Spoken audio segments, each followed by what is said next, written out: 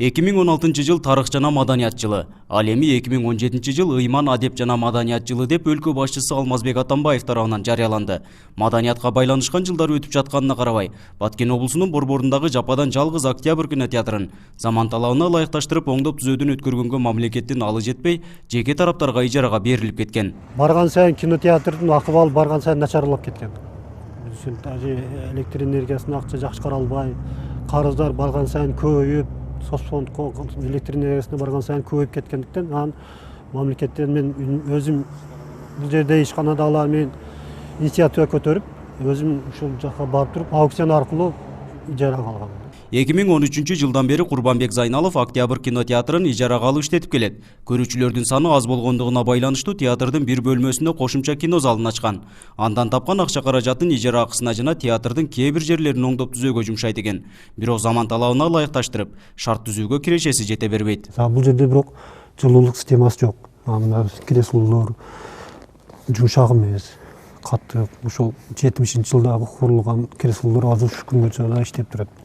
Бирок бул креслолорду алмаштырганга, жылытуу системасын койгонго азыркы шартта, азыркы күндө менин мүмкүнчүлүгүм жок. Мындан улам Союз учурундагыдай кинотеатрдан кино көрүүгө кезекте турган көрүүчүлөрдүн саны кескин азайган. Тургундардын айтымында башка шаарлардагы театрларга салыштырмалуу шарттын начардыгы себеп болууда дешет. Бишкекти алсак болот, Ошто алсак болот. Жакшы кинотеатрлар бар. Кирип көрсөң жакшы, условиясы жакшы. Кинону дагы жакшы качественный кылып коюп берет. Анан бизде эми айрыкча Баткенде кирсең столдор эски, жылуу эмес, суук.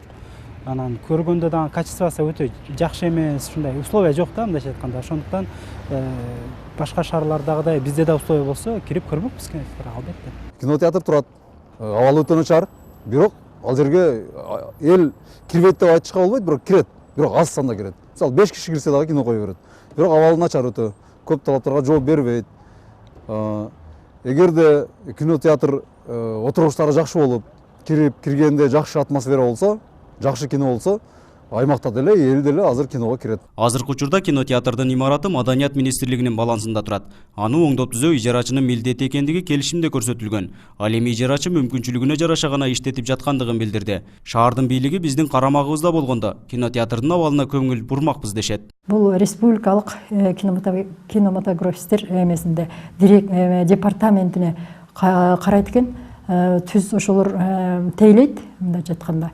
Жетекчисин дагы ошолор коюп, ошолор чечет экен кадр маселесин дагы негизинен. Ошондуктан биз Баткен шаар мэриясы шаардын аймагында турган театрга материалдык колдоо көрсөткөнгө мүмкүнчүлүгүбүз болбойт. Көңүл буруш керек эле киного. Кинотеатрлардын деңгээлин көтөрсө болот эле. Негизи ошол аймактардан баштаса жакшы болот эле да. Айылдардагы кинотеатрлардын клубтардын эски ошолордун абалын оңдоп, ошолорго кичине каражат бөлүп дегенде. Анан элге ошол аймактагы элге анан кино алып келсе, андай эл киного кирген элдердин саны көбөйт эле да. Шаардык мэрия тарых жана маданият жылынын алкагында окуучуларга кинотеатрдан кыргыздын маданиятына жана тарыхына байланышкан кино тасмаларды көрсөтүүнү уюштурушкан. Жаш муундун өкүлдөрү мына ушундай иш-чаралар себепкер болуп гана кинотеатрга киришпесе, көпчүлүк учурда интернеттен кино көрүшөрүн айтышууда. Нургазы Жайнаков, 7 канал Баткен өкүлчүлүгү.